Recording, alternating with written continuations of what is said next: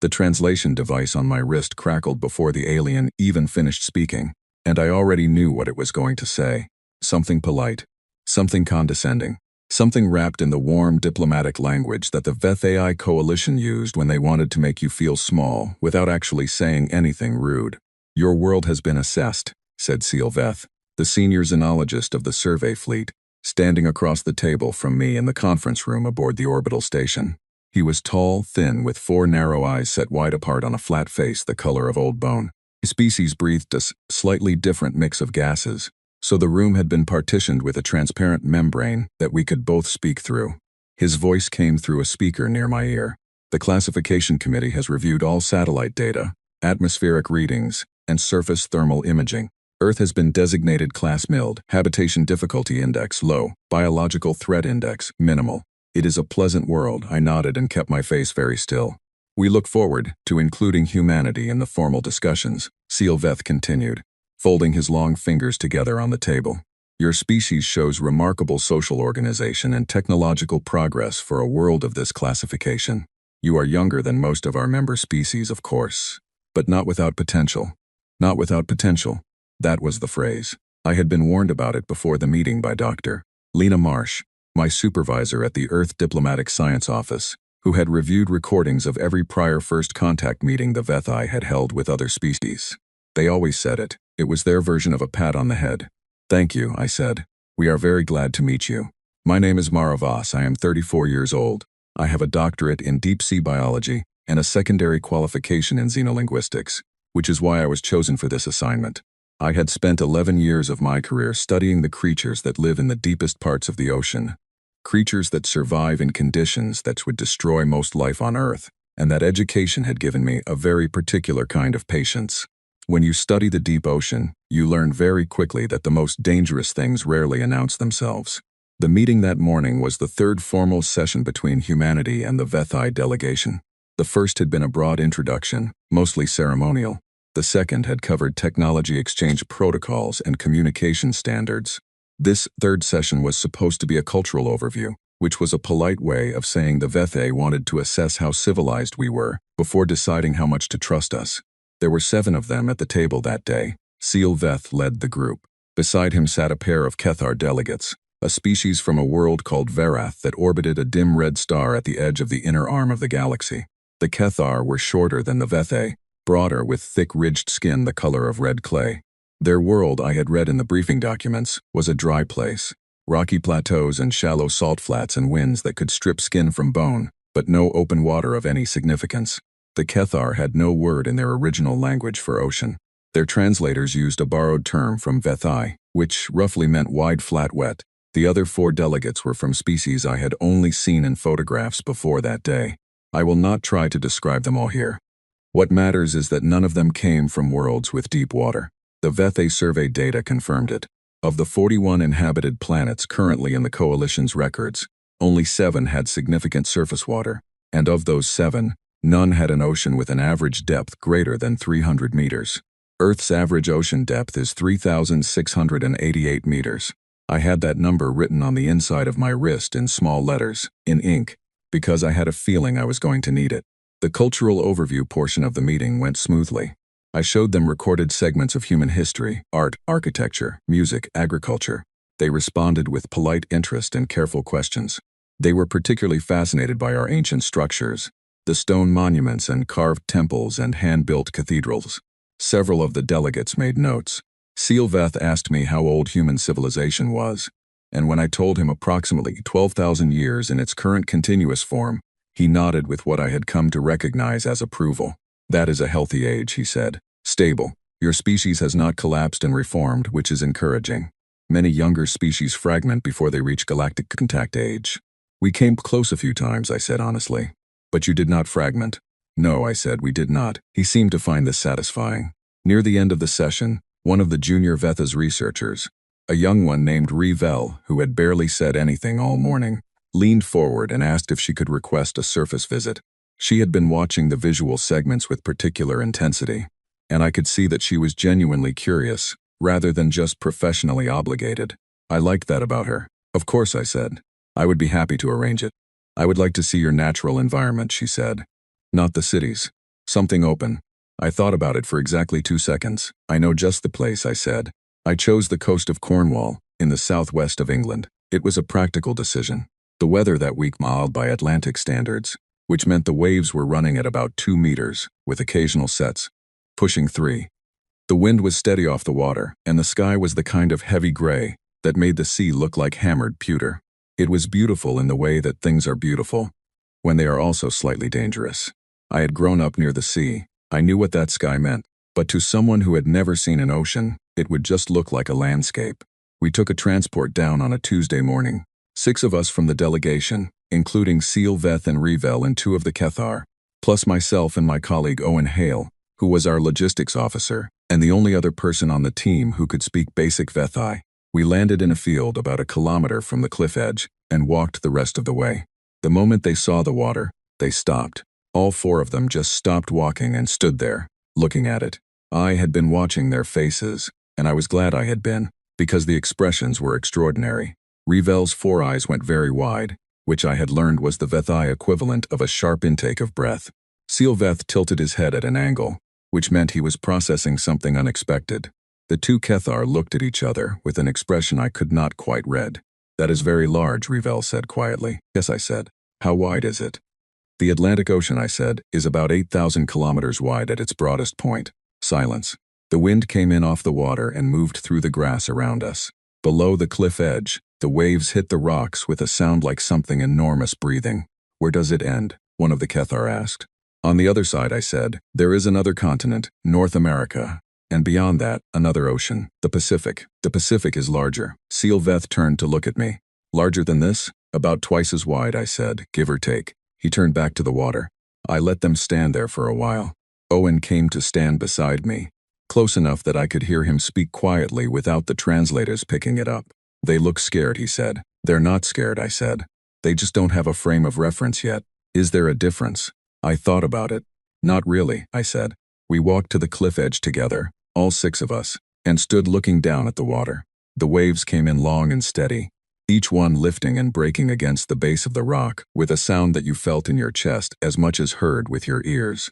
The sea smell was strong up here, salt and cold and something alive underneath it, something old. Revel asked me how deep the water was near the shore. I told her it was shallow there, maybe 5 or 6 meters at the base of the cliffs, but that it deepened quickly as you moved away from the coast.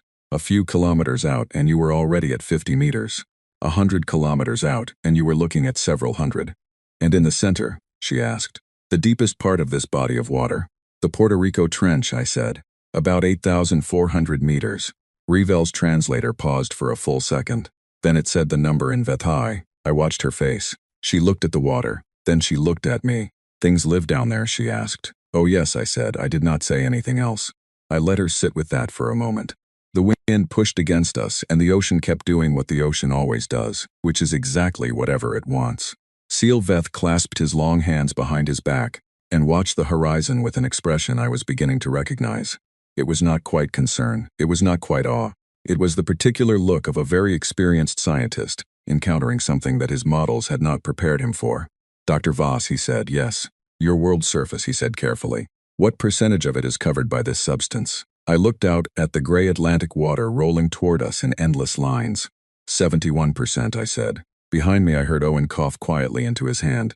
Sealveth said nothing for a long time. Then he said, "Our records indicated 32. Your records measured ice coverage and included it in the land surface total," I said pleasantly. "It's a common error." He nodded very slowly. I looked back at the water. Again it dropped out of the clouds above us and hit the surface like an arrow, disappearing completely, and then rising again with something silver in its beak. The whole thing took about 2 seconds. Revel made a sound that her translator did not convert. I let the ocean do the talking. It was very good at that. That evening, back on the orbital station, I sat in my quarters and wrote a short message to Lena Marsh back at the Diplomatic Science Office. It said, "They called it a wide flat wet. I think we are going to have an interesting few weeks." I was right about that. I just did not know yet exactly how interesting. They asked for a full briefing the next morning. It was not a casual request. Sealveth sent a formal communication to my quarters at 6 in the morning, station time, requesting a comprehensive scientific presentation on Earth's hydrosphere. He used very precise language. He wanted data. He wanted measurements. He wanted it all organized and presented in a format the delegation could analyze. He signed off the message with a phrase his translator rendered as, "There are gaps in our understanding that require immediate attention." I read that twice and smiled. Owen was already in the briefing room when I arrived, setting up the display screens. He had put together a basic framework overnight, pulling data from the scientific packages we had brought up from Earth. And he handed me a cup of coffee when I walked in without saying anything. He was good at reading situations like that. "How much do we show them?" he asked. "All of it," I said. He looked at me.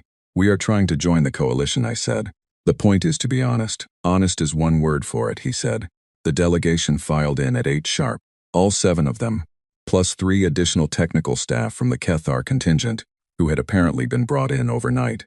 One of the Kethar technical staff, a compact, serious individual named Dovketh, carried a data slate and sat down immediately with the posture of someone who had already decided to be alarmed and was just waiting for confirmation. I started with the basics. Earth has 5 named oceans, I told them, though they are all connected: the Pacific, the Atlantic, the Indian, the Arctic. Together they cover approximately 361 million square kilometers. The total volume of water they contain is roughly 1.3 billion cubic kilometers. I waited for that number to be processed and watched several of the delegates exchange a look. Then I started on depth. The average depth, I told them, is 3,688 meters. The deepest single point we have measured is Challenger Deep in the Mariana Trench, in the western Pacific Ocean, at 10,994 meters below sea level. I paused after that number. Dovketh wrote something on his slate and underlined it. Sealveth raised a hand, the Vethe gesture for a question. "What is the pressure at that depth?" he asked. "Approximately 1,100 atmospheres," I said. "About 1,100 times the pressure at the surface."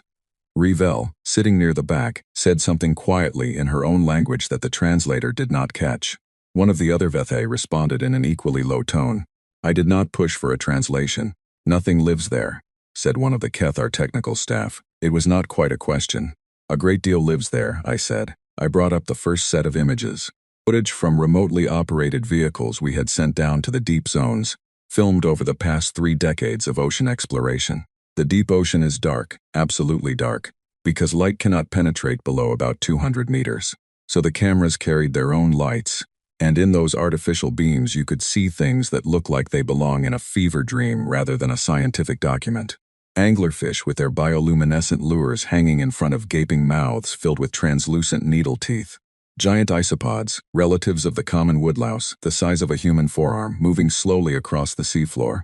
Amphipods and polychaete worms and sea cucumbers drifting through water so cold it would stop a human heart in minutes. Tube worms longer than a person, clustered around hydrothermal vents, where water boiled up from cracks in the ocean floor at temperatures above 300 degrees Celsius, in an environment so toxic with sulfur and heavy metals that it should, by all rights, be completely sterile. It was not sterile, it was full. The room was very quiet. I kept going. I told them about the mid-ocean ridges, the longest mountain range on Earth, running 45,000 kilometers across the ocean floor, mostly unexplored. I told them about underwater volcanoes, thousands of them, many active, many unmapped. I told them about methane seeps on the continental shelves, where strange communities of organisms clustered around bubbling columns of gas rising from the sediment. I told them about whale falls, the bodies of dead whales that sink to the bottom and become entire ecosystems, supporting hundreds of species for decades. Dovketh raised his hand. "How many species?" he said, and then stopped and reorganized his question. "How many species are known to exist in your ocean? Known and catalogued?" I said, "Approximately 250,000. Estimated total, including undiscovered species, somewhere between 700,000 and 1 million. The silence this time was different. It had a weight to it. "You have not catalogued all species in your own ocean," Dovketh said. "No," I said. "We have explored less than 20% of the ocean floor. The deep ocean is, in practical terms, less well mapped than the surface of the moon." Another quiet exchange among the Kethar technical staff. I could not hear the words, but I could hear the tone, and the tone was the sound of people rapidly updating their assumptions. Sealveth spoke carefully. "The standard biological survey protocol for a class-milled planet assumes that all significant fauna can be identified and classified within 2 survey cycles. Are you saying that your ocean alone would require more than 2 cycles?" "We have been surveying our own ocean for about 150 years, I said. And we are nowhere near finished. He processed this. Then he said, "How large are the largest organisms currently living in your ocean?" I brought up the next set of images. Blue whales. The largest animals that have ever existed on Earth, as far as we know, including any animal that ever walked on land. Up to 30 meters long. Up to 190,000 kilograms.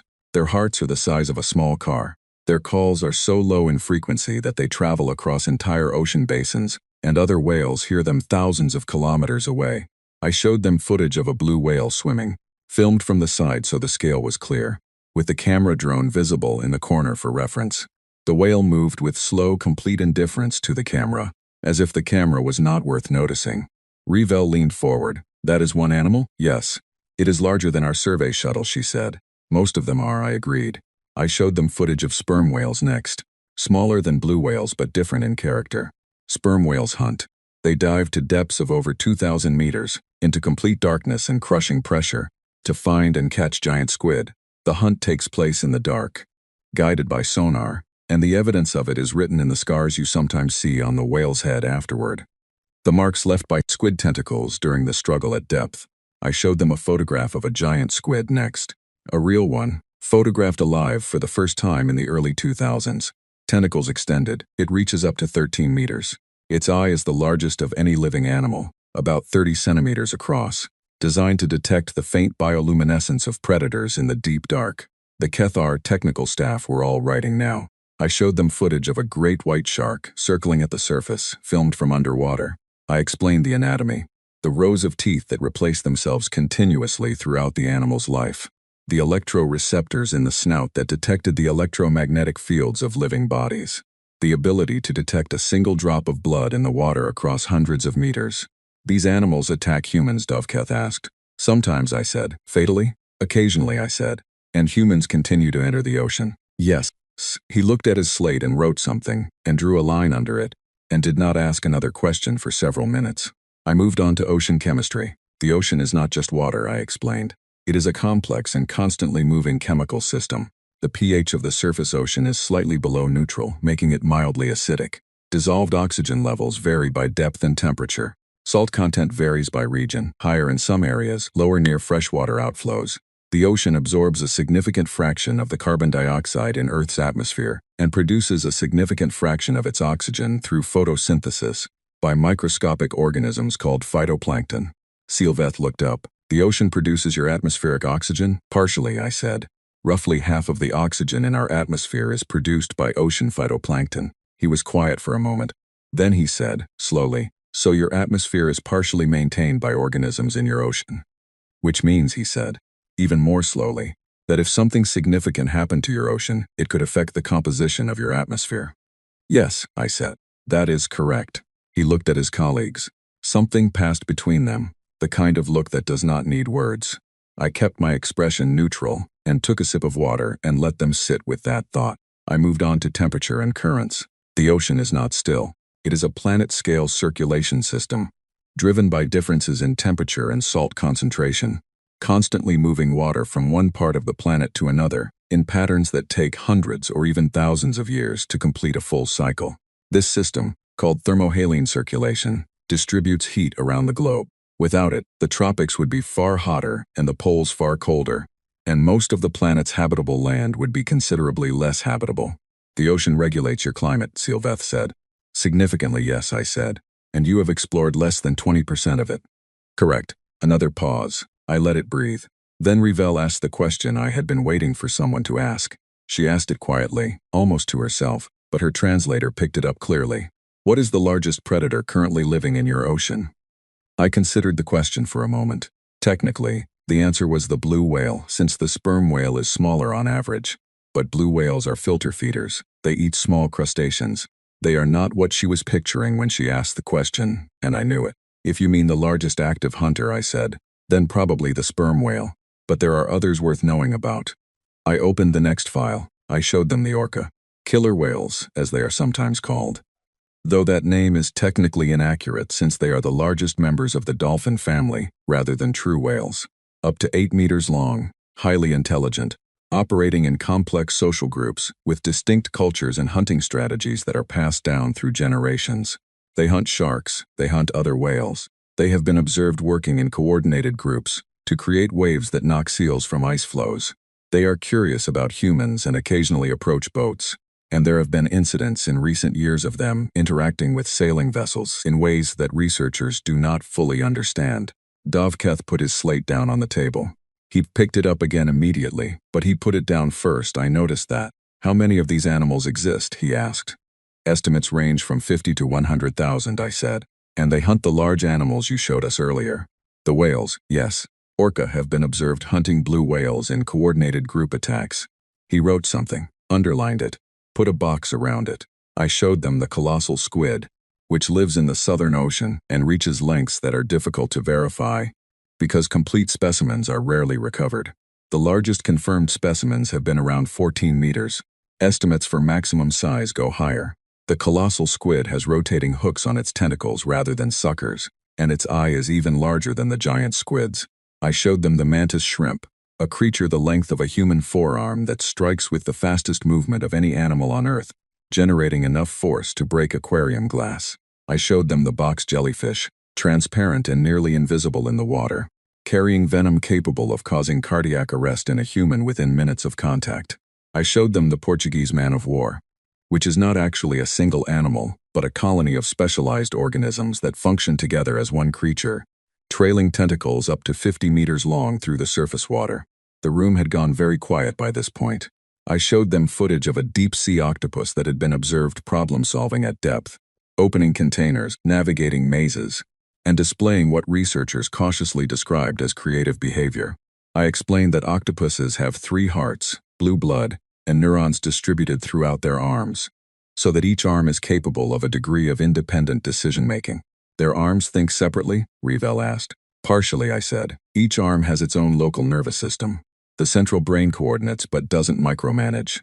They are, in a sense, 8 animals in one structure. That is one way to think about it, I said. She wrote something down. I moved on to some of the less visible but equally significant ocean inhabitants. The electric eel, though technically a freshwater species, belongs to a family of fish capable of generating electrical discharges, a sense and a weapon that operates on principles entirely different from anything land-based predators use.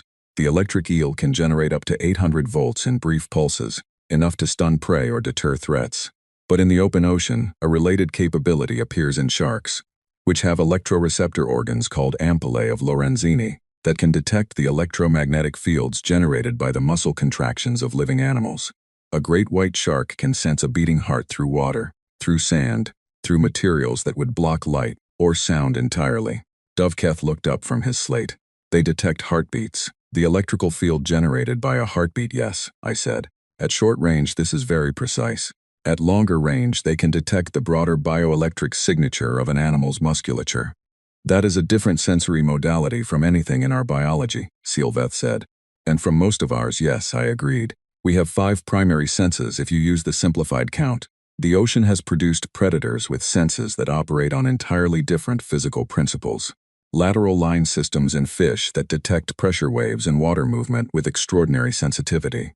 The sonar systems of dolphins and whales, the electroreception of sharks, the infrared detection of some deep-sea species. The ocean is an environment that rewards the development of unusual senses because light is limited and distance is vast and prey can be hiding in any direction, including directly below. Including below, Dovketh said. Because the ocean is 3-dimensional. Exactly, I said. Land predators operate primarily on a 2-dimensional surface. Ocean predators operate in 3 dimensions. Their prey can be above them, below them, beside them, or behind them at any moment. The hunting strategies and sensory systems that evolved in response to that are substantially different from anything on land. He made a note, added a box. I showed them footage of a humpback whale performing what researchers call bubble net feeding.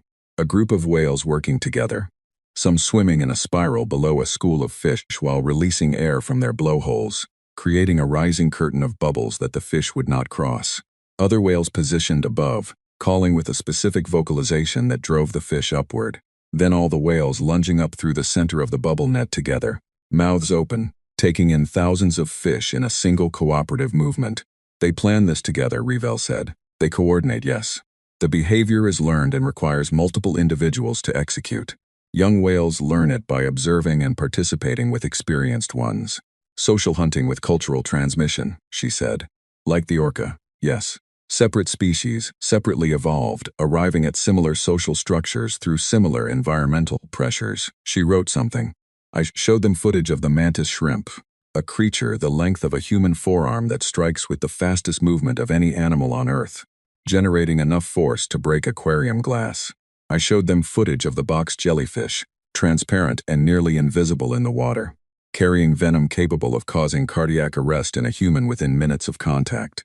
I showed them the Portuguese man-of-war, which is not actually a single animal, but a colony of specialized organisms that function together as one creature, trailing tentacles up to 50 meters long through the surface water. The room had gone very quiet by this point.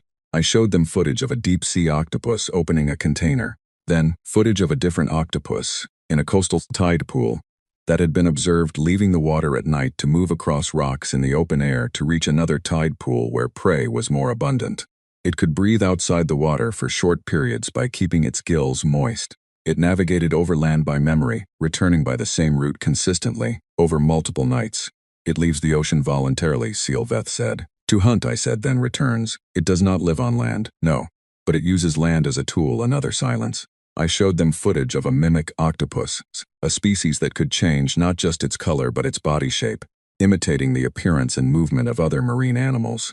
It could impersonate a flatfish, a lionfish, a sea snake, depending on which predator was present and which disguise was most effective for the specific threat it faced. It chooses which animal to impersonate based on context, Rivel said. Based on the species of the predator it is facing, I said. If a damselfish is threatening it, it preferentially imitates the banded sea snake, which preys specifically on damselfish. It appears to recognize the threat and select the appropriate defense. The room was very quiet. Dovketh had put his pen down again. He put it down and looked at it on the table and then looked at the screen and then looked at me. Dr. Voss, he said, how long have you been studying these animals? 11 years in the deep ocean specifically, I said. General marine biology for about 5 years before that. And in that time, he said, have they surprised you? It was not quite a question. Every year, I said. Every significant study. We keep discovering behaviors and capabilities that we did not predict. The ocean keeps demonstrating that our models of what is possible for life are too conservative. You have been surprised for 16 years, he said, and you keep going back. Yes. He picked up his pen and put it down again without writing anything. I moved on to ocean weather systems. The ocean does not just affect climate in slow long-term ways. It affects weather directly and immediately. Ocean heat drives the formation of tropical cyclones, which are storms of extraordinary power that form over warm water and move across the surface with sustained winds that can exceed 250 kilometers per hour. The storms can be hundreds of kilometers across. They generate storm surges, walls of water pushed ahead of the storm system that can inundate coastlines to depths of several meters. I showed footage of a major cyclone from above, a vast white spiral hundreds of kilometers wide, rotating with slow and implacable power. This forms naturally, Dovketh asked. Yes, I said. Warm ocean water evaporates and rises. The rotation of the planet sets the column spinning, and if conditions are right, the system amplifies itself. The ocean provides the energy.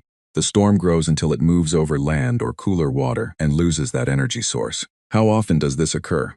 Globally, approximately 100 named tropical storms per year across all ocean basins, I said. Of those, roughly 60 develop into cyclones of significant intensity. More writing. I showed footage of a tsunami, generated by an undersea earthquake on the ocean floor. A single wave that moved across the open ocean at the speed of a commercial aircraft and grew as it reached shallow water. I explained the mechanism. I explained that tsunamis can be generated by earthquakes, by underwater landslides, by volcanic eruptions on the seafloor. I did not dwell on the consequences. The footage was explanatory enough. Silveth had been still for several minutes. He was not writing. He was watching me with an expression I had not seen from him before. Something more focused and personal than the careful professional interest he usually displayed. Dr. Voss, he said. Yes, you are a scientist who studies the ocean. Deep sea biology, I said. Yes, you study the deep zones specifically. The areas at great depth. Yes. Then you have spent your career studying an environment that is dark, under extreme pressure, chemically hostile, and populated by predatory organisms of extreme size and variety. Yes, I said. That is a fair summary. He looked at me for a moment. And you chose this voluntarily, he said. I find it fascinating, I said. He turned back to look at the last image still displayed on the screen.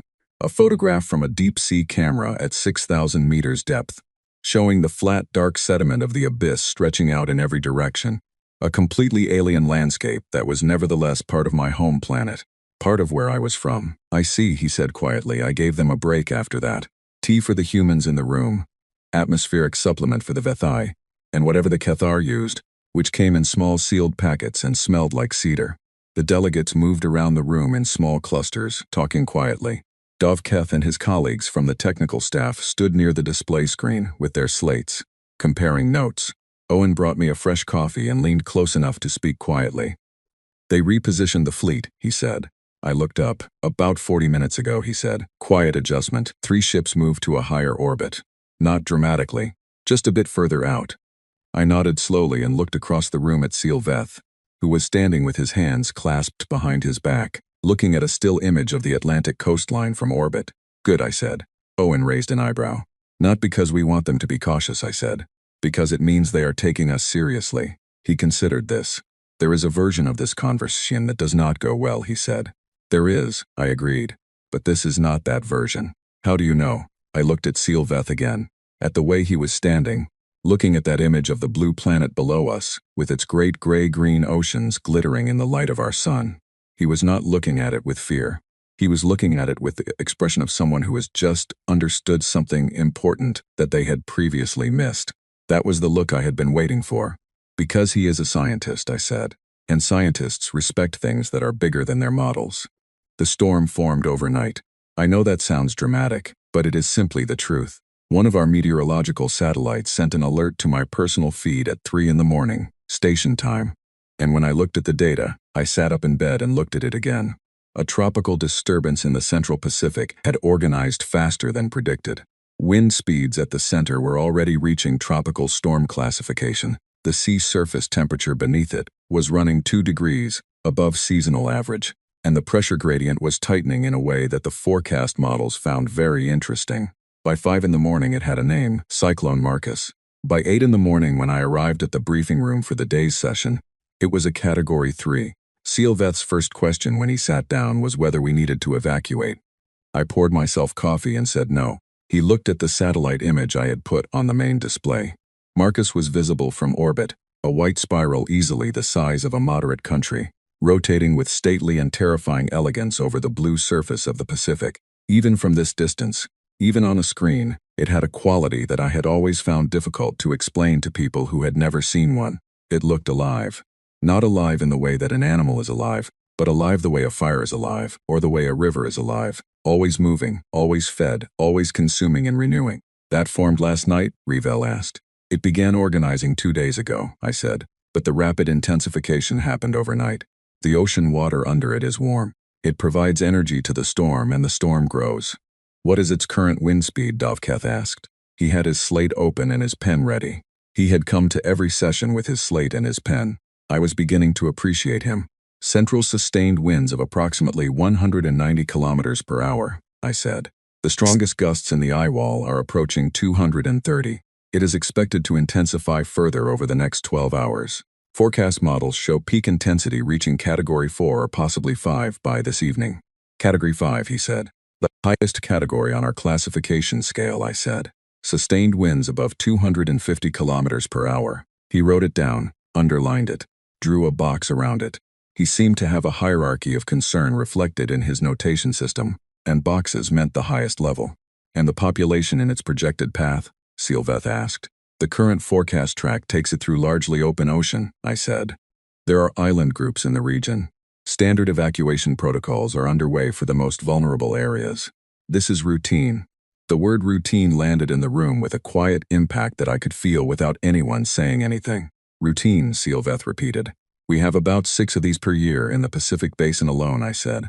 Atlantic, Indian Ocean, and Western Pacific together add perhaps 60 to 70 more of varying intensity. Dovketh put his pen down, picked it up, put it down again. I watched him decide to just leave it on the table. You have done this before, he said. This level of storm. You have managed it before. For thousands of years, I said. Historically without the satellite data, which made it considerably more difficult. But yes. These storms are part of life on Earth. They always have been. We have built systems and infrastructure around the fact that they exist. We study them. We track them. We name them. You name them, Revel said. It makes communication easier, I said. When you are coordinating emergency services across multiple countries, it helps to have a name. This year's list started with names beginning with A. Marcus is the 13th storm of the season. Revel's 4 eyes blinked slowly. There have been 12 others this season. Yes, a fairly active season so far. Not the most active on record. Another silence. I had learned to let the silences develop. They were doing important work. I pulled up a time-lapse of a prior storm's development and moved it through the life cycle. The organization stage, the cloud bands beginning to spiral, the eye forming, the rapid deepening as warm ocean poured energy into the rotating column of air, the peak intensity where the eye was clean and clear and the surrounding eye wall was a ring of the most powerful sustained wind on the planet's surface, and then the weakening as the storm moved over cooler water or made landfall and lost its ocean energy source. The Kethar technical staff had moved from their table to stand closer to the screen. Devketh was watching the time-lapse with an intensity that was almost personal. The ocean creates these, he said. It was not a question anymore. The ocean provides the energy, I said. Warm water evaporates into the atmosphere, the moisture rises, the planet's rotation gives the system its spin. And once the cycle begins, the storm feeds itself as long as it has warm water beneath it. And your species has no ability to stop it. No, I said. We can predict it, track it, model its behavior, prepare for it. We cannot stop it. Nobody can stop it. He looked at the time-lapse for another moment. On Varath, he said, and then paused. Varath was the Kethar homeworld, the dry redstone planet I had read about in the briefing documents. On Varath we have sandstorms, large ones. They travel across the plateau regions, and they reduce visibility to near zero, and they can last for days. We consider them significant weather events. He looked at the image of Marcus on the display, the storm the size of a country, spinning over the Pacific with 200-kilometer-per-hour winds. I think perhaps I have been underestimating the concept of significant weather, he said. It was the most personal thing I had heard him say. I appreciated the honesty of it. The ocean makes our weather complicated, I said in the same spirit, but it also makes our planet livable. The same circulation that creates these storms distributes heat and moisture around the globe. Without the ocean, most of Earth's land surface would be desert. The very thing that generates Marcus also grows our food and fills our rivers. Sealveth turned to look at me. A system that is simultaneously essential and catastrophic, he said. Most of the important systems on Earth are both things at once, I said. He considered this for a long moment. Then he said, I would like to observe the storm from orbit, if that is possible. I can arrange access to the surface observation deck, I said. The view should be quite good in a few hours. It will be at peak intensity by early evening. He nodded. I sent the request to the station coordinator and then sat for a moment, looking at Marcus on the screen. 1,200 kilometers of organized fury, feeding on the heat of the Pacific and growing stronger by the hour. I had grown up hearing about storms like this on the news, watching the tracking maps as a child, understanding from an early age that the ocean was not a passive thing. It was active.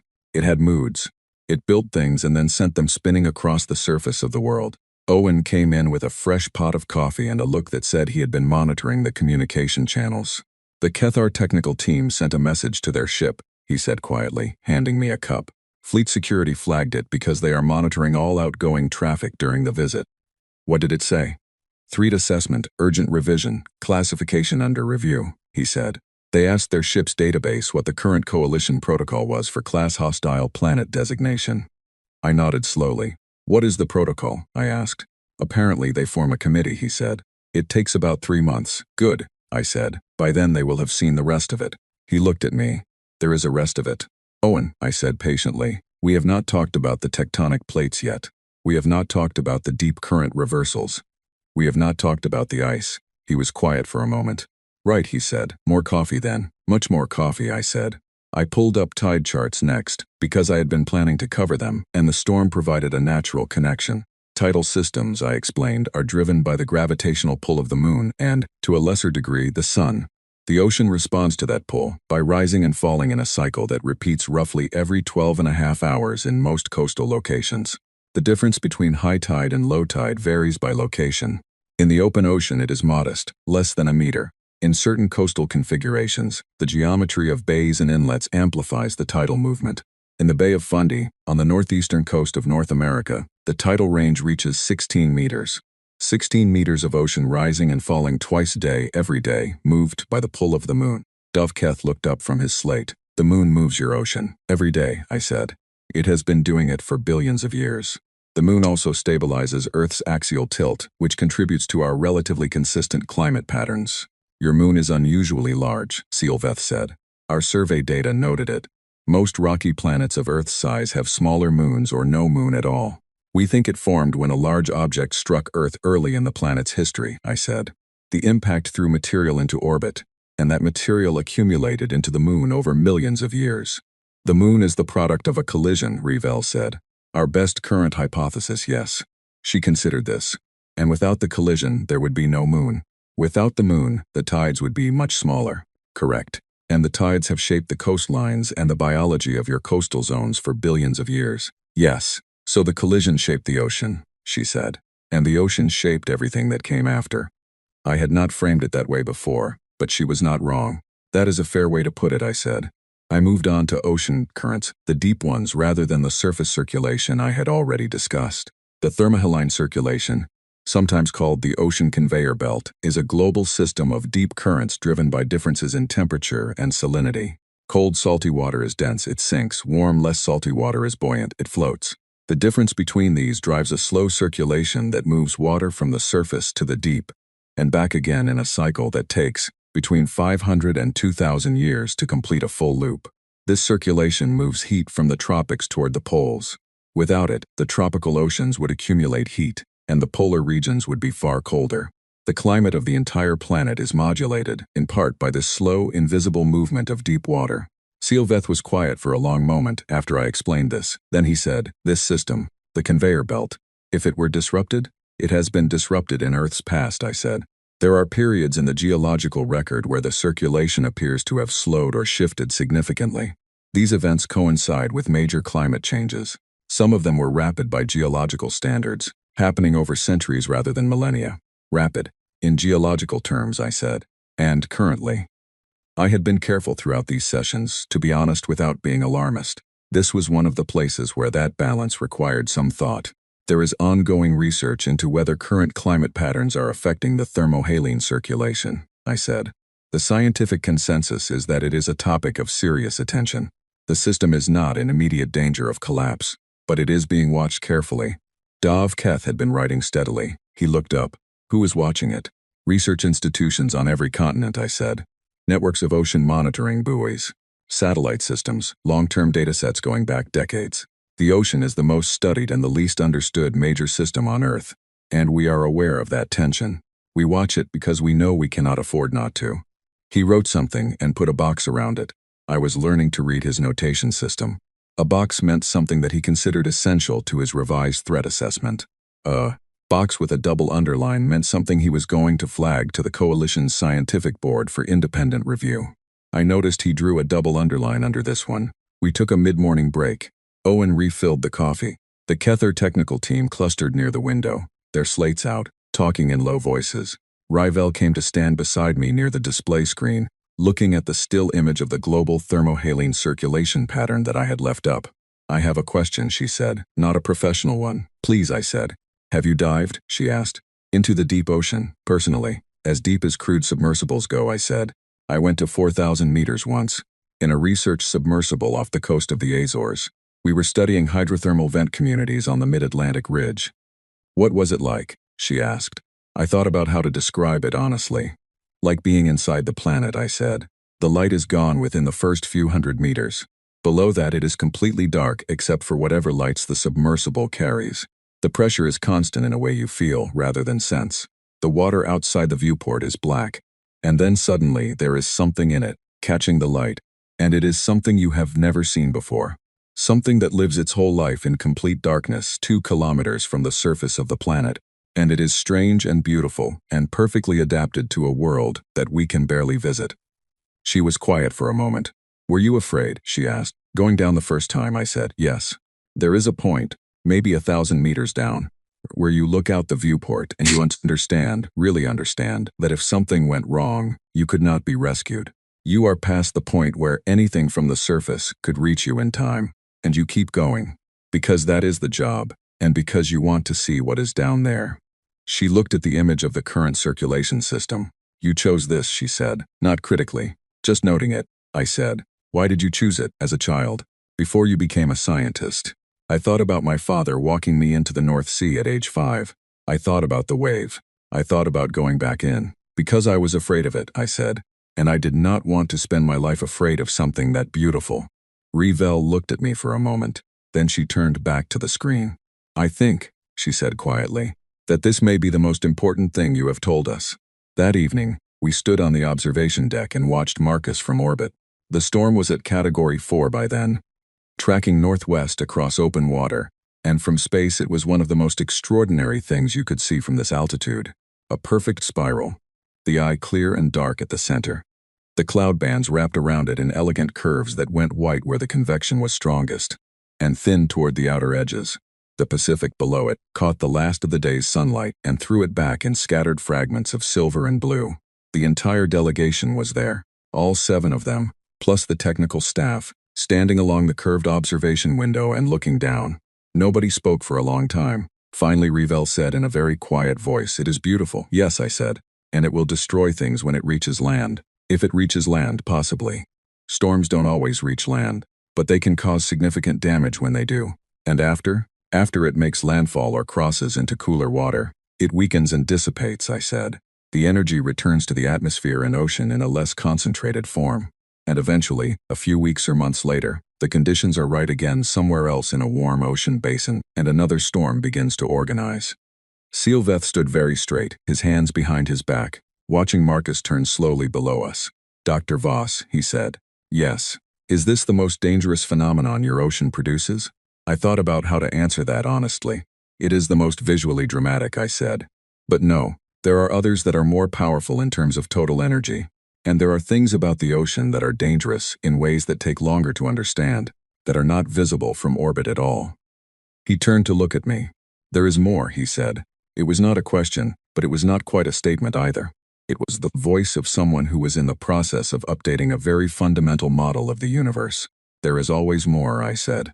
Below us, Marcus continued its slow, indifferent spiral across the surface of the Pacific, drawing its energy from the vast deep dark of the ocean below, growing patient and inevitable and enormous in the way that Earth's great forces always had, oblivious to the small cluster of beings watching it from orbit, the way the ocean had always been, oblivious to the watching eyes of every human who had ever stood at its edge and looked out across its surface and felt, deep in some honest part of themselves, both very small and deeply, inexplicably at home. The moment Dovketh asked about apex predators, I knew exactly what I was going to show him first. Not because I wanted to alarm anyone. I want to be clear about that. I am a scientist, and the goal of these sessions was information exchange, not theater. But I had been fielding careful, diplomatic questions for 3 days, and something in the way Dovketh asked the question, with his pen raised and his slate ready, with the particular tension in his broad shoulders that I had come to recognize as his version of bracing for impact, told me that he already suspected the answer was going to be significant. He deserved an honest and complete answer.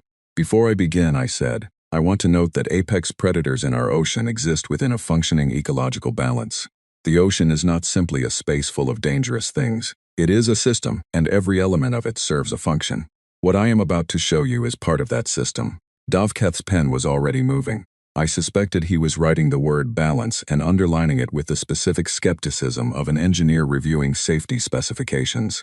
I brought up the first image, a sperm whale, filmed from a research vessel in the South Pacific. It was at the surface, its massive square head lifting and then dropping as it sounded, diving for depth. The whale was approximately 17 meters long. Its head made up roughly a third of its total body length. Sperm whales, I said, are the largest toothed predator on Earth. They dive to depths exceeding 2,000 meters, in complete darkness, to hunt giant squid. A single hunt can last over an hour at depth. The whale navigates by echolocation, sending sound pulses into the water and reading the returning echoes to build a three-dimensional map of its environment. 2,000 meters depth, Dovketh said. Regularly, I said. Some recorded dives have exceeded 3,000 meters. He wrote something and then stopped, and looked at what he had written and wrote something else beside it. The pressure at 2,000 meters, he said. Approximately 200 atmospheres, I said. The whale's body is adapted for it. The rib cage is flexible. The lungs are designed to collapse completely under pressure and reinflate on ascent. The blood and muscle tissue store oxygen in ways that human tissue does not. It collapses its own lungs, Revel said from across the room. Yes, on purpose as a functional adaptation. She wrote something on her own device. I pulled up footage of a sperm whale hunt, reconstructed from acoustic data and the few direct recordings that existed. The whale diving into the dark, the clicking calls becoming rapid and focused as it closed in on a target, and then the footage from a deep camera that had captured the aftermath. A whale surfacing with fresh wounds across its head, the round marks left by squid suckers, evidence of a struggle that had taken place 2 kilometers below the surface in absolute darkness. The squid fights back, Dovketh said. The colossal squid is a capable animal, I said. The encounter at that depth is not one-sided, but the whale wins often enough to make it a primary food source. I showed them footage of orca next. I had prepared a longer section on orca than on any other animal, partly because their behavior is so well documented, and partly because they represent something that I think is genuinely important for any species to understand about Earth's ocean. They are not just predators. They are intelligent predators with culture, with language, with strategy, and with the capacity to adapt those strategies to new situations in real time. These are dolphins, Silveth said, looking at the image. The largest members of the dolphin family, I said. Up to 8 meters. Up to 5,000 kilograms. Dolphins on our survey records are small social creatures that feed on fish. These also feed on fish, I said.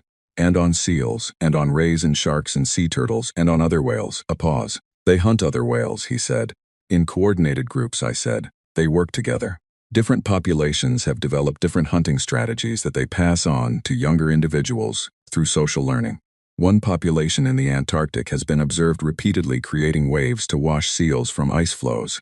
Another population in the North Pacific has learned to steal fish from fishing lines.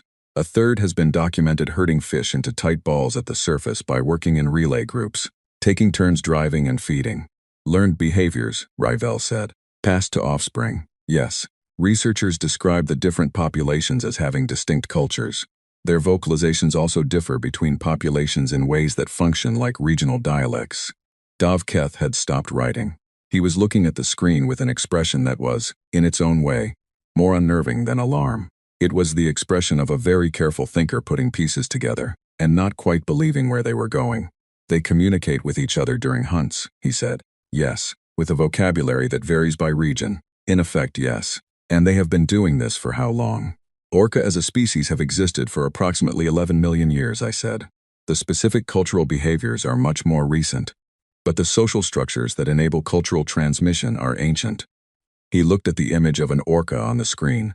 It was a large male, his dorsal fin nearly 2 meters tall, moving through gray water with an economy of motion that spoke of total physical confidence. You said they have interacted with human vessels recently, he said. In ways that are not fully understood, yes, I said.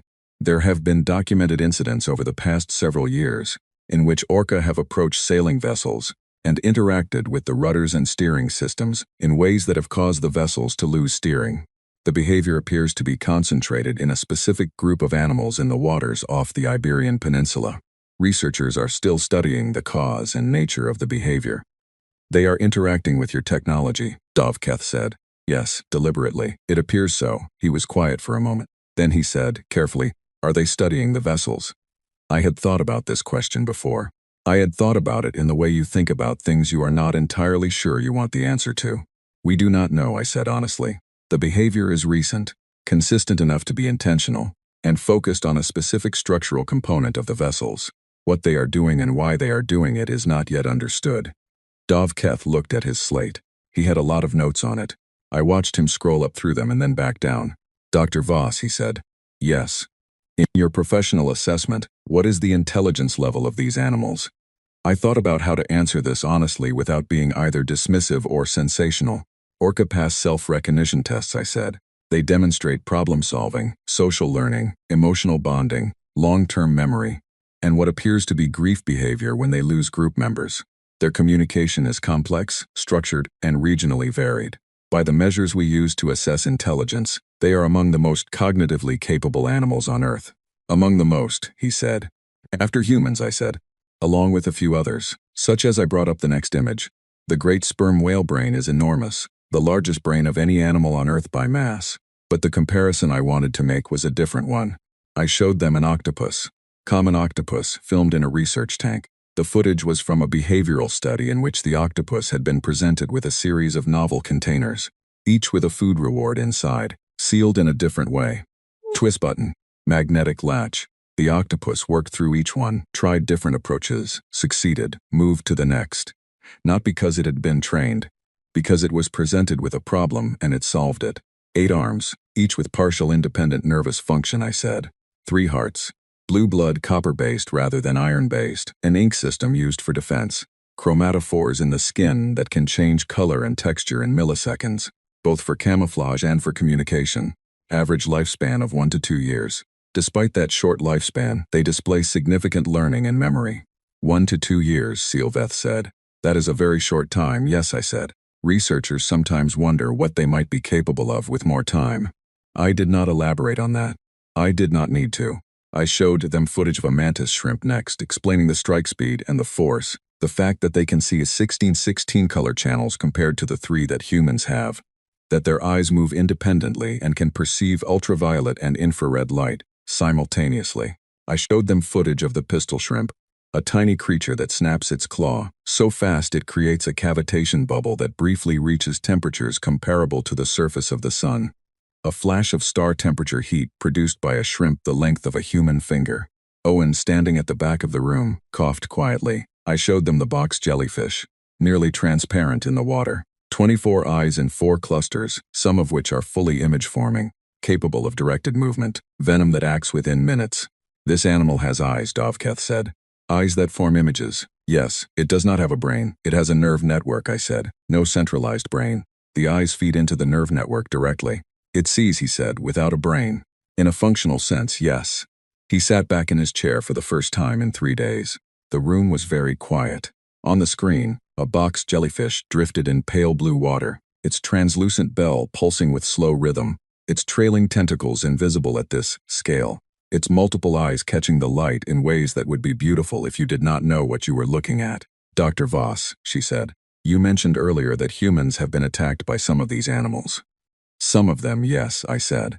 Which ones specifically? I listed them in order of documented frequency. Great white sharks, bull sharks, tiger sharks, orca rarely and non-fatally in modern times, box jellyfish, man of war, blue-ringed octopus, tiny and beautiful and producing a venom for which there is no antidote, stonefish, a slow animal with spines that can inject toxin directly through the soles of feet, cone snails which look like shells and fire a harpoon-like tooth with remarkable accuracy when disturbed. And humans enter the ocean despite these animals, Revel said. Every day, I said. Millions of people per day swim in the ocean, globally, after being attacked, after being informed of the risks, after seeing the footage and reading the reports. Yes. We go back in. She looked at me for a long moment with her 4 eyes, 2 above and 2 below in the arrangement that her species used for wide-angle vision. Why, she asked. It was a genuine question, not rhetorical, not accusatory.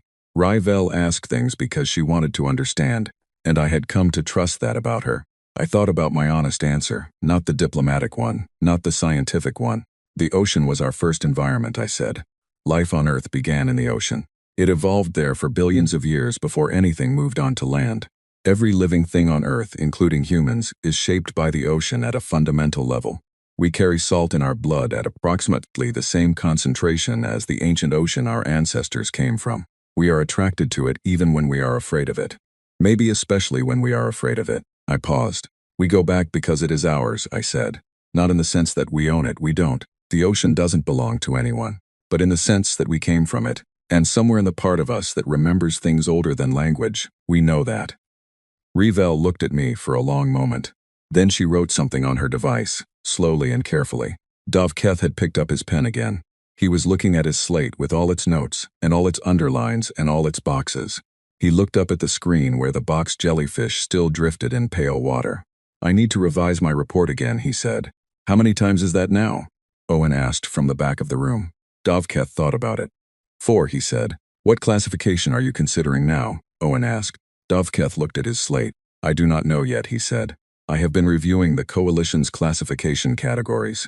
I am not certain that the relevant category exists. He said it without irony.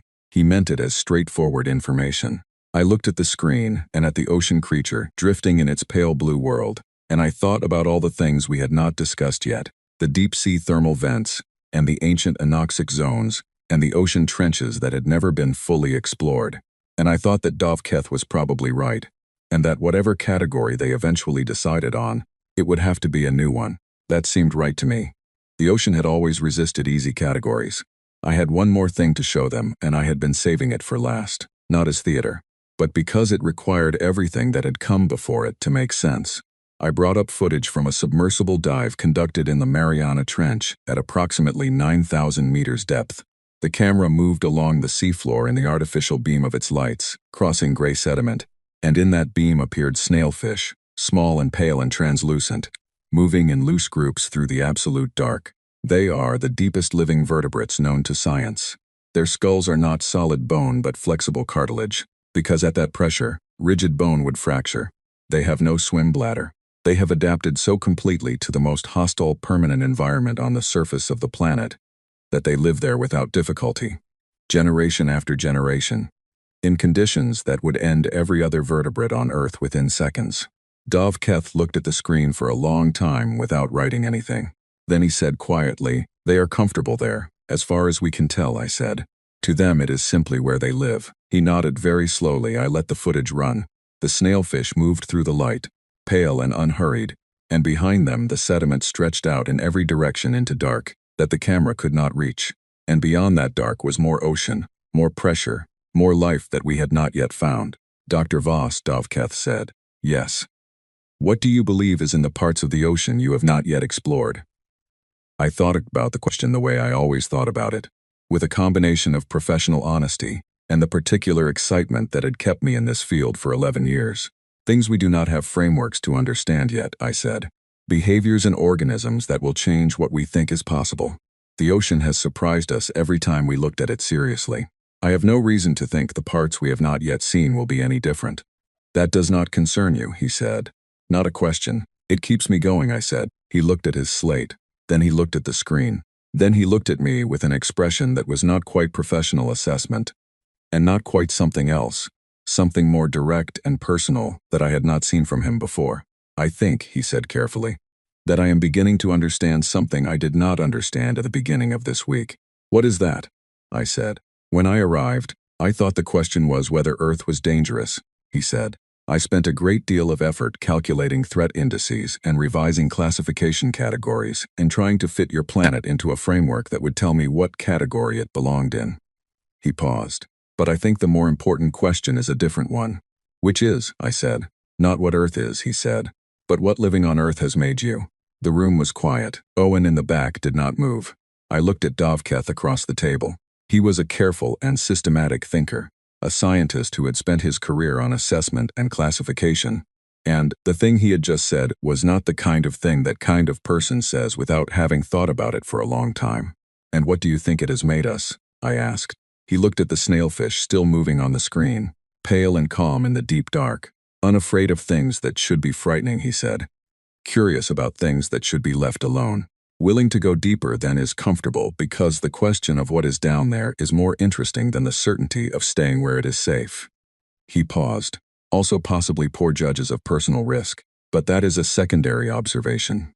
Owen made a sound that was very close to a laugh and then converted it with great effort into a neutral cough. I looked at Dovketh. "That is," I said, "one of the more accurate assessments of humanity I have heard." "I will include it in the report," he said. "Under what heading?" he considered. "Species character profile," he said. "Section 4. Behavioral tendencies under environmental pressure." He picked up his pen and wrote something, and I could see from the angle that he did not underline it or put a box around it. He just wrote it. Some things do not need emphasis. They simply need to be recorded. I looked at the screen one more time.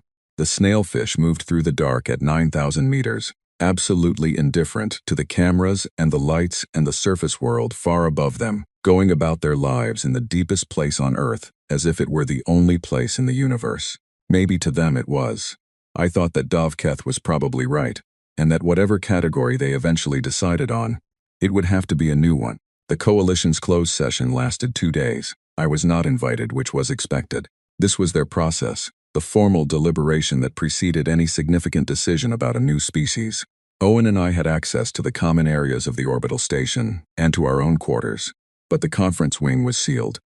We could see, through the glass partition in the corridor, that the lights were on and the session was in continuous progress. At one point, around midnight on the first night, I walked past and counted 4 of the 7 delegates still at the table, their faces illuminated by their data screens, arguing in low, focused voices. I went back to my quarters and read. On the morning of the second day, Lena Marsh sent a message from the Diplomatic Science Office asking for a status update. I told her the coalition was deliberating. She asked if that was good or bad. I told her I thought it was good, because, as if they simply wanted to leave, they would not need 2 days to discuss it. She wrote back, "That is either very reassuring or very concerning, and I cannot tell which." I wrote back, "Correct." Owen and I had breakfast together in the common area. He brought the coffee. I brought data on the mid-ocean ridge system that I had been organizing into a presentable format in case there was another session. He looked at my notes and then looked at me. "You are already planning the next briefing," he said. "Old habit," I said. "Mara," he said, and he said it with the particular tone people use when they want you to stop and actually hear them. "Do you know what you want out of this?" I thought about it. "For them to understand what Earth is," I said. "Not for them to be afraid of it." "Afraid is not useful," I said. "Understanding is useful. If they understand what the ocean is, what this planet is, then whatever they decide about humanity, they are deciding based on accurate information.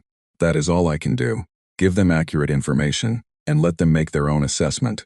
He nodded slowly, looking at his coffee. "What do you think they are going to decide?" he asked. "I think Sealveth is going to recommend admission," I said.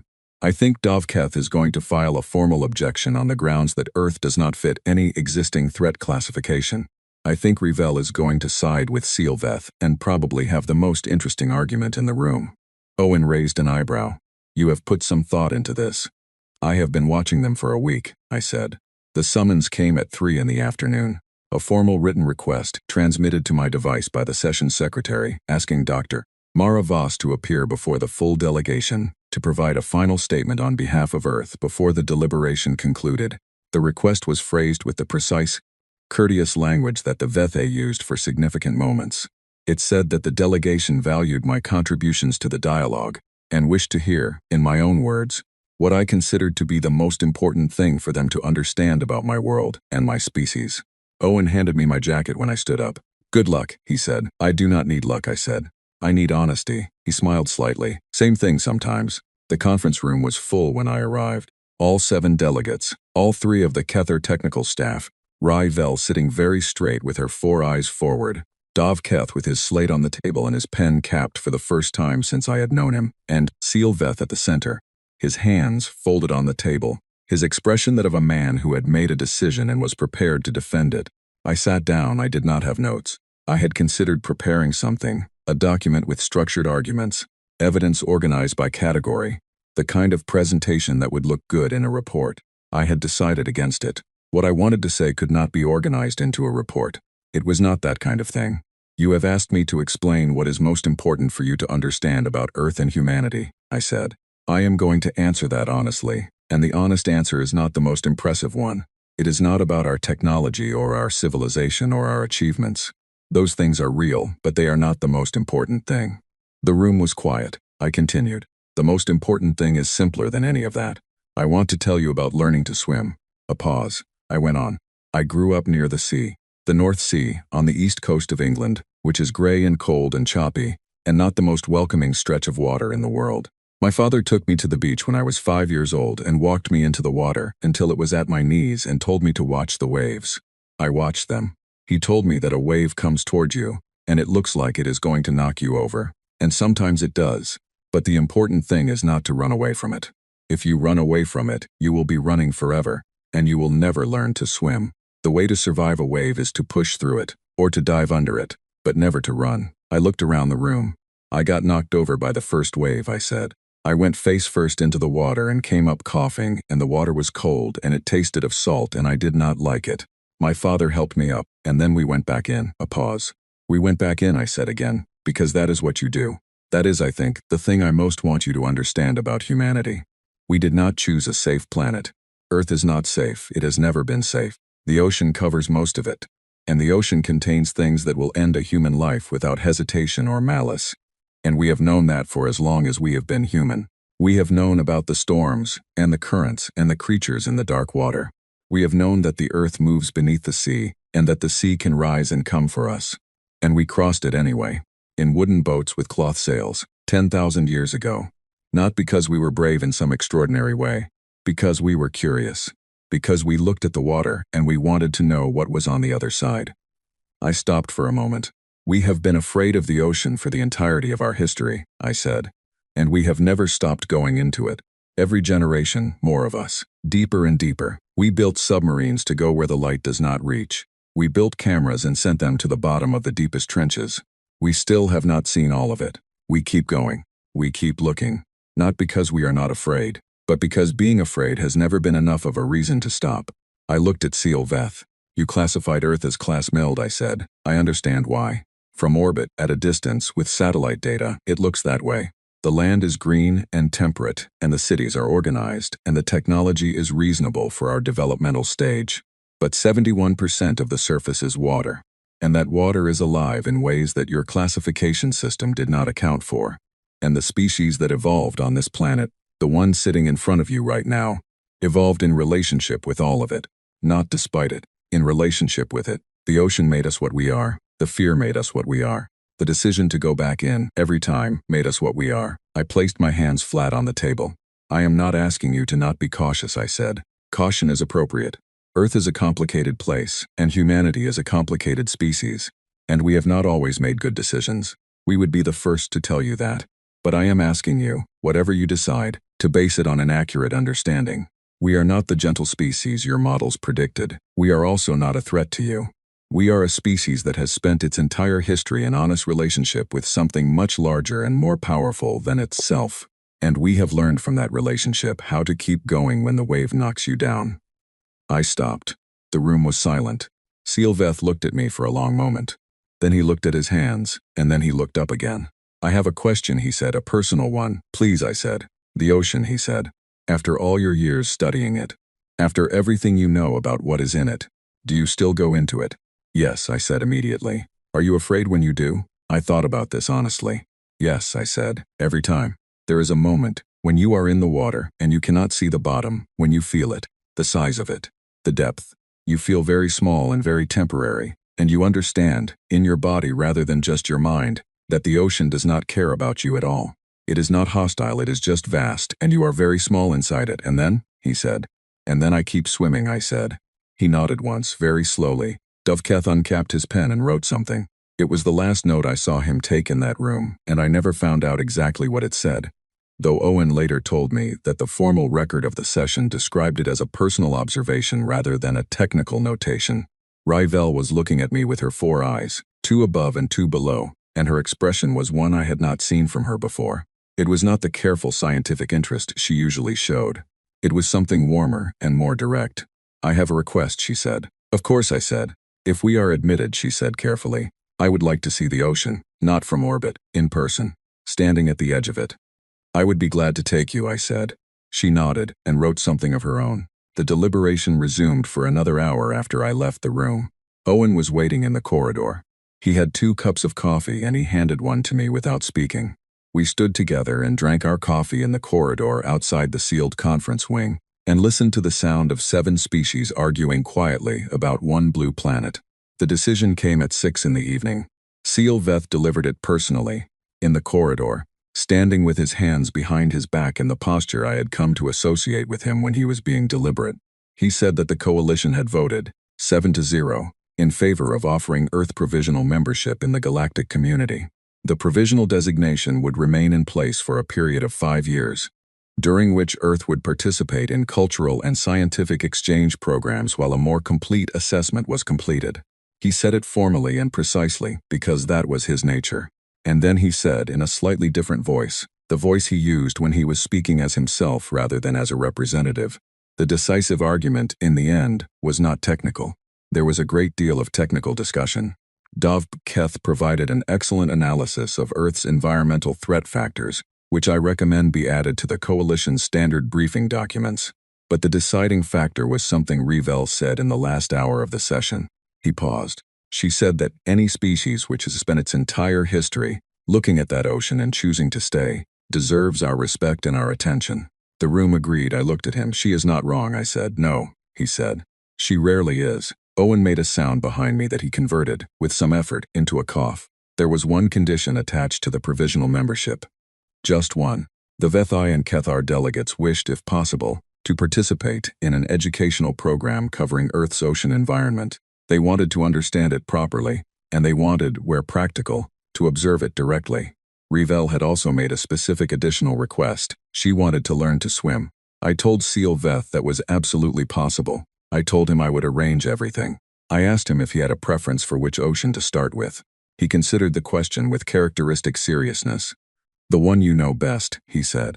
I thought about the North Sea, gray and cold and salt-tasting, the waves my father had taught me to read before I could read words. I thought about going face first into the water at age 5 and coming up coughing, and about going back in. I know just the place, I said. The decision came at 6 in the evening.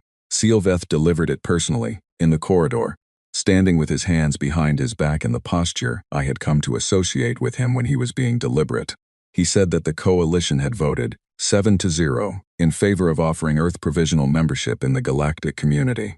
The provisional designation would remain in place for a period of 5 years, during which Earth would participate in cultural and scientific exchange programs, while a more complete assessment was completed. He said it formally and precisely, because that was his nature. And then he said, in a slightly different voice, the voice he used when he was speaking as himself, rather than as a representative, the decisive argument, in the end, was not technical. There was a great deal of technical discussion.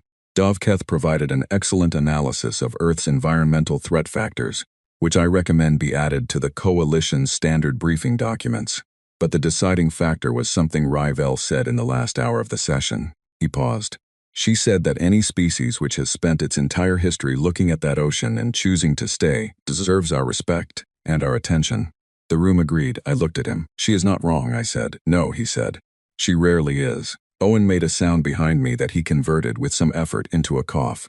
There was one condition attached to the provisional membership. Just one. The Vethai and Kethar delegates wished, if possible, to participate in an educational program covering Earth's ocean environment.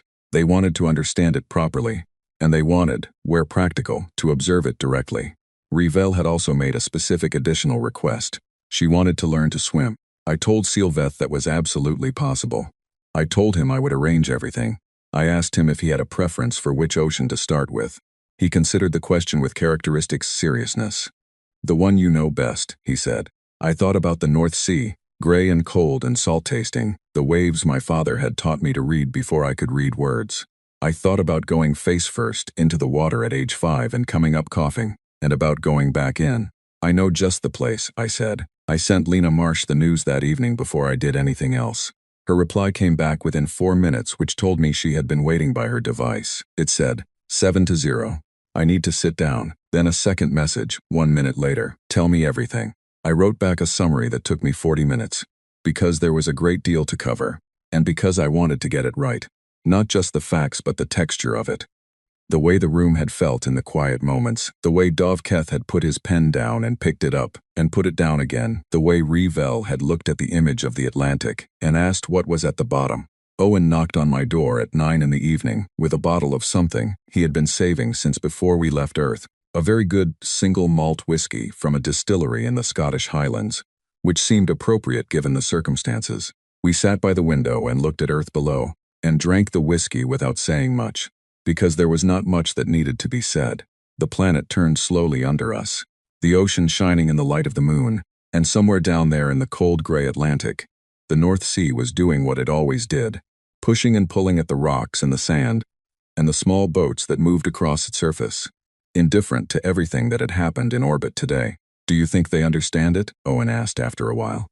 No, I said, not yet. You cannot understand the ocean from a briefing. You can only begin to understand it. The real understanding takes time. It takes standing in it.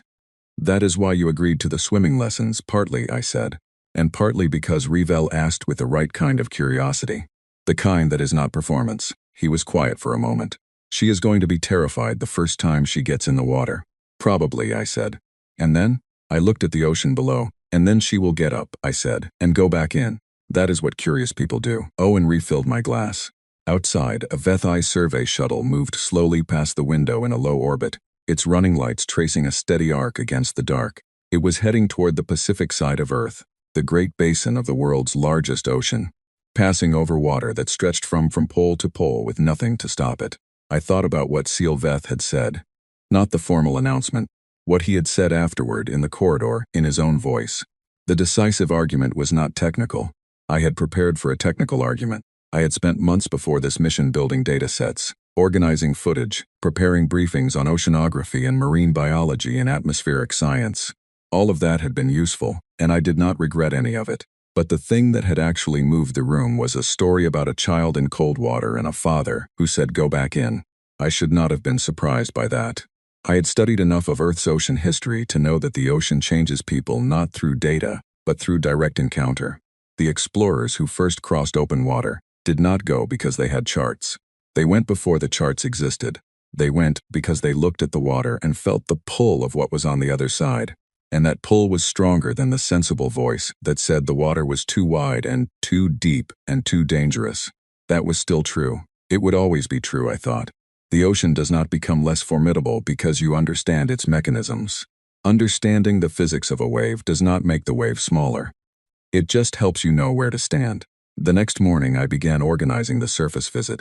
I contacted the station coordinator about transport capacity, and then sent a message to the coastal field station in Cornwall that we had used for the first visit, asking them to prepare for a larger group and longer duration. I sent a second message to the Marine Research Center at the University of Plymouth, where I had colleagues who ran open water education programs, asking if they could spare an instructor. The reply from Plymouth came back within the hour. My colleague there, a researcher named Patrick Dove who ran the center's public education outreach, wrote back with the enthusiasm that I had come to expect from him. He said he would be honored. He asked how many students. I said 7, of varying species. There was a pause in the correspondence of about 20 minutes, and then he wrote back, "Right. Do they breathe standard atmosphere? I will need to know about wetsuits." I sent him the relevant specifications from the HFY and Kethar environmental data files and told him I would explain everything in person. He sent back a single word, "Brilliant." Dovketh came to find me that afternoon. He appeared at the door of the common room, where I was working on the logistics, his slate in hand, his expression having the particular quality of someone who has made a decision and wants to state it before they can talk themselves out of it. "I would like to formally apologize," he said. I looked up. "For what?" "For the preliminary threat assessment," he said. "The one I submitted to the coalition before the briefing sessions began. It classified Earth as low concern on the basis of the satellite survey data. It was inaccurate, and I submitted it with more confidence than was justified by the evidence." I considered this for a moment. "You did not have the full data," I said. "I had the data available to me and I did not ask the right questions," he said.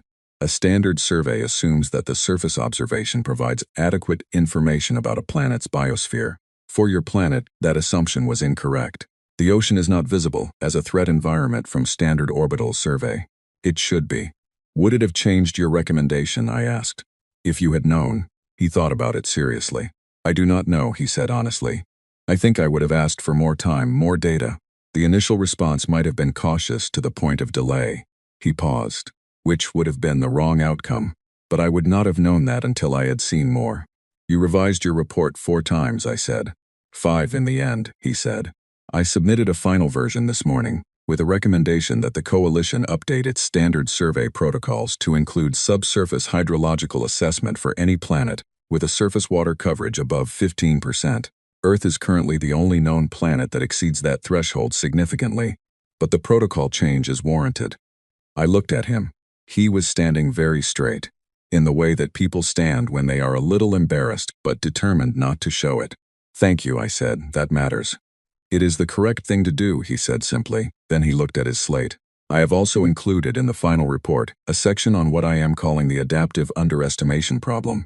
It refers to the tendency to assess environments based on their visible surface characteristics, rather than their complete systemic behavior. Your ocean is a clear example. From orbit, it appears as a stable reflective surface. Its actual nature, the depth, the pressure gradients, the biodiversity, the weather-generating capacity, the tidal mechanics, is not visible from that vantage point." He looked up. "The ocean hides most of what it is." "Yes," I said, "it always has." Humans understand this, he said. We learned it slowly, I said, and not without cost. He nodded, and something in his posture shifted very slightly, the professional formality softening just a fraction. I look forward to seeing it, he said, in person, from the surface. It is different from up here, I said. Everything about it is different when you are standing at the edge. He left, and I sat for a moment thinking about that. Everything about it is different when you are standing at the edge. That was true. And it was also the entire reason I had spent my career doing what I did rather than studying the ocean from a distance through instruments and data. The data was essential, but the data was not the ocean. The ocean was the ocean, and the only way to know it was to be in it. That evening, I went back to my quarters and sat by the window that looked down at Earth. The planet turned below me, the blue of it enormous and alive, the clouds moving in patterns shaped by the ocean beneath them, the Terminator line creeping across the Pacific as night moved west. Somewhere below, Cyclone Marcus was dissipating over cooler water, its energy returning to the ocean, the sky behind it already clearing. I looked at the water for a long time. There is a thing that happens when you study the ocean for long enough. You stop seeing it as a hostile place. You stop seeing it as a safe place either. You start seeing it as it is, honest. The ocean does not pretend. It does not moderate itself for your convenience. It is exactly what it is, all the time, without apology, and if you respect that and pay attention, it will teach you everything that matters. I had tried to show the delegation that, in a week of briefings and storm watches and footage of creatures that lived in pressure that would reduce a spacecraft to a flattened shell, I had tried to show them not that Earth was dangerous, though it was. Not that we were brave, though I hoped we were, but that we were honest. That we had always known what we were dealing with, and we had dealt with it. Not by conquering it or eliminating it, but by living alongside it, studying it, respecting it, and going back into the water every time it knocked us over. That was the thing I had wanted them to understand. I pressed my palm flat against the cold surface of the window and looked at the ocean below.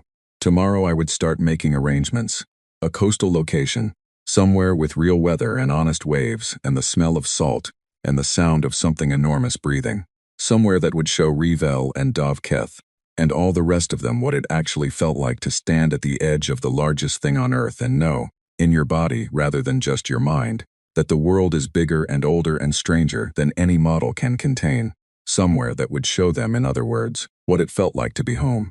The ocean turned slowly below me in the blue light of space. It did not care about any of this, of course. It never had.